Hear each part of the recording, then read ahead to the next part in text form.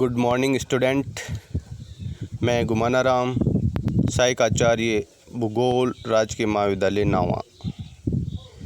Student, हमने पिछली कक्षा में भूगोल का जो द्वितीय प्रश्न पत्र था आर्थिक एवं संसाधन भूगोल, उसके बारे में हमने जो उसकी आर्थिक क्रियाओं से संबंधित जो हमारा टॉपिक था उसके बारे में हमने अध्ययन शुरू किया था।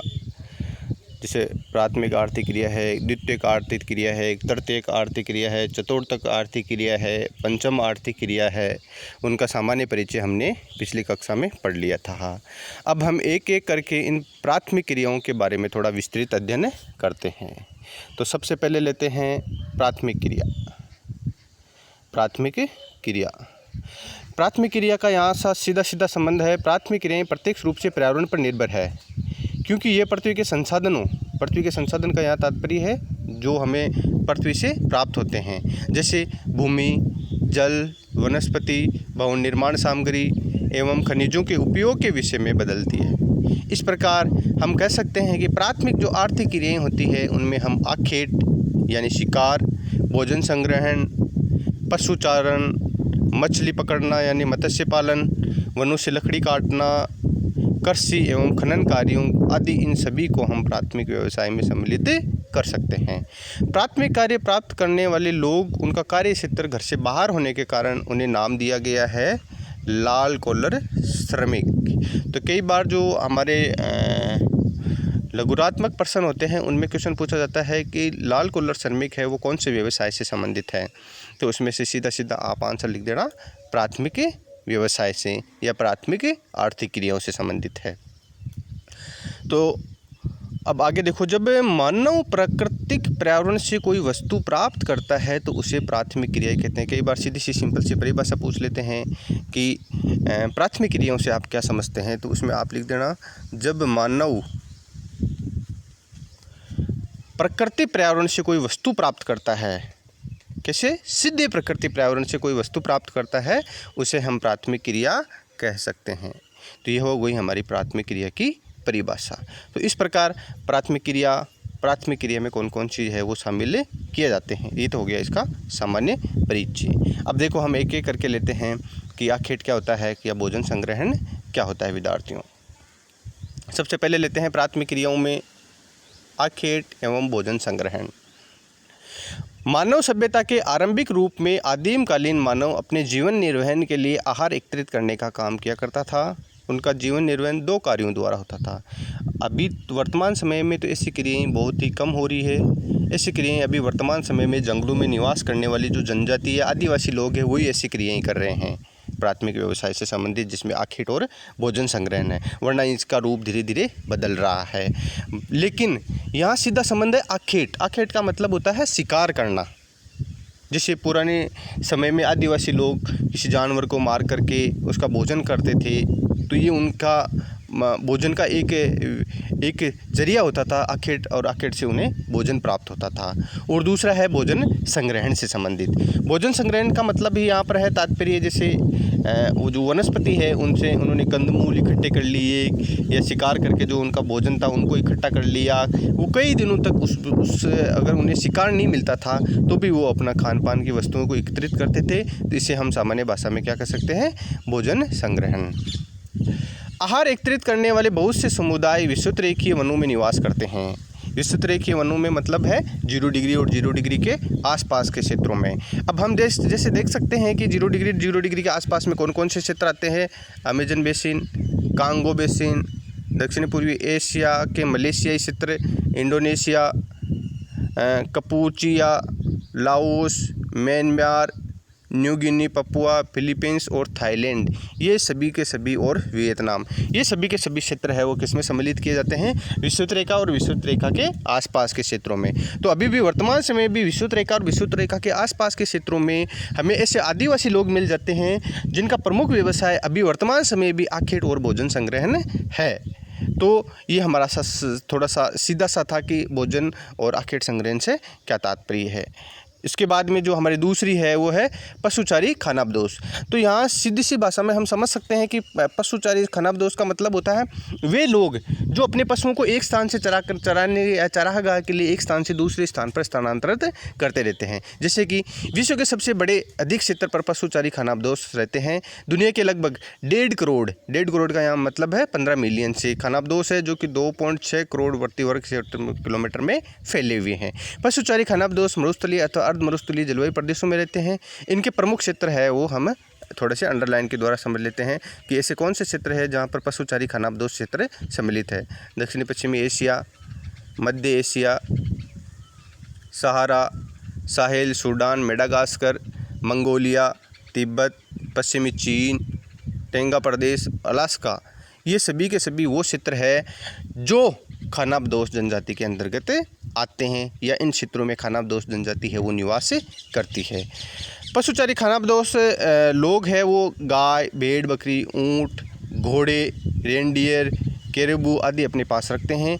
ये लोग पशु हत्या बहुत ही कम करते हैं। पशु ही इनका धन संपत्ति माना जाता है।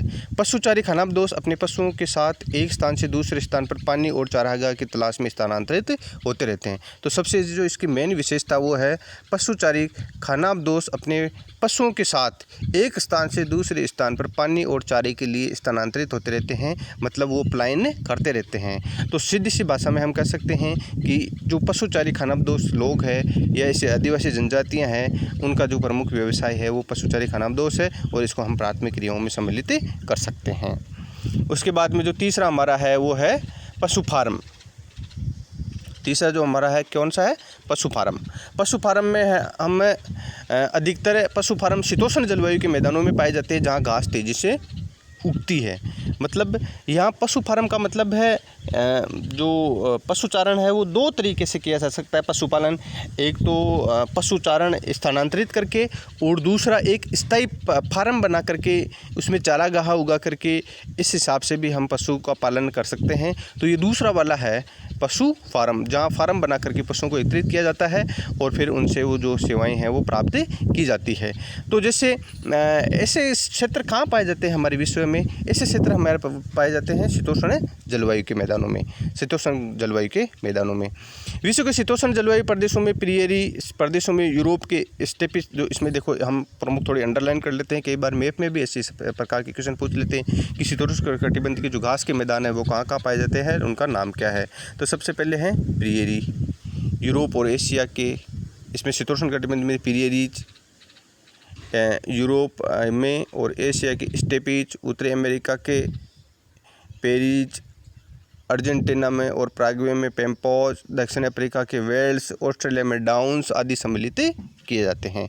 तो ये थोड़ा सा आप ध्यान रखना कि ये कौन कौन से क्षेत्र में पाए जाते हैं। प्रेरी पाए जाते हैं उत्तरी अमेरिका में, पंपास पाए जाते हैं दक्षिण अमेरिका में, एशिया में पाए जाते हैं स्टेपी, दक्षिण अफ्रीका में पाए जाते हैं वेल्स और ऑस्ट्रेलिया में पाए जाते हैं डाउन्स। तो इस हिसाब से हम इनको समझ सकते हैं। पशु फार्म प्रकार के भूमि उपयोग में पशु केवल फार्म तक ही सीमित रहते हैं। ऐसे फार्मों का आकार प्राय बहुत बड़ा होता है। कभी कभी अधिक चारावाही के कारण पशुधन को चारे की समस्या उत्पन्न हो जाती है। सूखे के समय हम इसके अंदर सम्मिलित कर सकते हैं। ऐसे फार्मों का आकार प्राय बहुत बड़ा होता है। कभी कभी अधिक चारावाही के कारण पशुधन को चारे की समस्या उत्पन्न हो जाती है। सूखे के समय पशुधन की हानि संभावनाएं बनी रहती है। पशुओं और पशुओं के उत्पादन पर ही पशु फार्म किसान है वो अपना जीवन व्यतीत करते रहते हैं। तो ये हो गया हमारा पशुपालन का पशु फार्म दूसरा तरीका। उसके बाद में है कृषि। जो मेन हमारा टॉपिक है कृषि है। इसमें प्राथमिक व्यवसाय में जो मुख्य व्यवसाय माना जाता है वो कृषि को माना जाता है। भारत एक लंबा कृषि इतिहास है जो लगभग 10,000 साल पहले की तारीख से शुरू हुआ है। आज भारत में दुनिया का दूसरा सबसे ज़्यादा फसल उत्पादन है और कृषि से संबंधित रोजगार कुल कार्यशील जनता के आधार पर 60 से 70% लोग हैं वो भारत के अभी भी लोग हैं वो कृषि पर निर्भर है।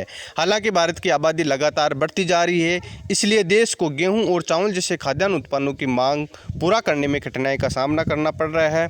भारतीय कृषि को मुख्य रूप से 3 वर्गों में विभाजित किया जा सकता है, या इसको भारतीय कृषि को 3 भागों में बांटा जा सकता है, जो कि इसमें चित्रों के माध्यम से समझाई गई है। कई ऐसी कृषि हैं जो विस्तृत कृषि होती है, कई ऐसी कृषि है जो गहन कृषि होती है, जो हम आगे समझते हैं। कृषि, स्थानांतरित कृषि। स्थानांतरित कृषि के शब्द से ही तात्पर्य है स्थान बदलने वाली कृषि। स्थानांतरित ये आदिम प्रकार की कृषि है, जिसको ज़ूमिंग या बुशमैन फैलो कृषि भी कहा जाता है। इस प्रकार की खेती में प्रति वर्ष खेतों को बदला दिया जाता है, परंतु किसानों की बस्तियां अपने स्थान पर स्थित रहती है। फसलें जीवन निर्वहन के लिए उगाई जाती है। फसलों के बोने में परिवार की आवश्यकताओं को ध्यान में रखा जाता है। वर्तमान में स्थानांतरित कृषि है वो निम्नलिखित क्षेत्रों में की जाती है, जैसे Amazon basin, Colombia, Guiana, Venezuela, Costa Rica, Honduras,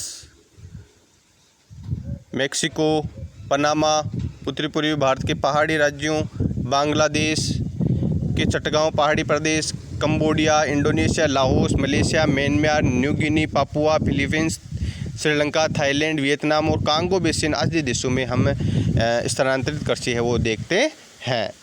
उसके बाद में लेते हैं सघन जीवन निर्वहन कृषि।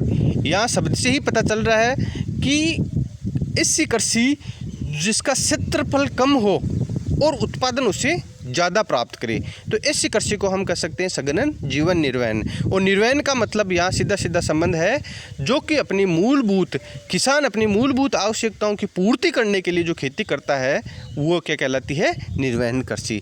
तो कृषि के प्रमुख क्षेत्र मानसूनी जलवायु में स्थित है, जिनमें दक्षिणी और दक्षिण पूर्वी भारत, बांग्लादेश के कुछ भाग सम्मिलित है। चीन एवं जापान के कुछ भागों में भी सघन कृषि की जाती है। इस प्रकार की कृषि में केवल एक प्रमुख खेती है या जो धान है वो उगाया जाता है, वो है चावल। चावल इस प्रकार के सघन जीवन निर्वहन कृषि की जो है मुख्य पौधा माना जाता है। प्रति एकड़ उत्पादन इसमें अधिक होता है और खेतों का आकार प्राय छोटा है। इस कृषि की मुख्य विशेषता क्या है? सघनन का मतलब होता है कम क्षेत्र में करना, और निर्वहन का मतलब होता है सिर्फ जीवन निर्वहन के लिए ही करना। तो सघनन खेती कम क्षेत्र में करते हैं तो जाहिर सी बात है उसका उत्पादन वैसे ही ज़्यादा रहेगा, और खेतों का आकार प्राय छोटा होता है क्योंकि खेत वहाँ पर बहुत ही छोटे छोटे हैं। परिवार के लोग खेती में श्रम करते हैं। पहाड़ी ढलानों पर चबूतरे बनाकर इस प्रकार की कृषि की जाती है। तो इस प्रकार जो हमारा ये टॉपिक था प्राथमिक व्यवसाय में हमने क्या पढ़ा था?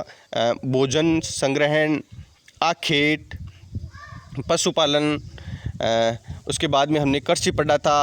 पशुपालन में हमने पशु फार्म भी पढ़े थे, और इसमें मत्स्य पालन को भी सम्मिलित किया जाता है। तो इस प्रकार जो हमारे प्राथमिक व्यवसाय थे इसको हमने थोड़ा सा विस्तृत रूप से अध्ययन किया है, तो आप इनका थोड़ा सा अध्ययन करिए। धन्यवाद।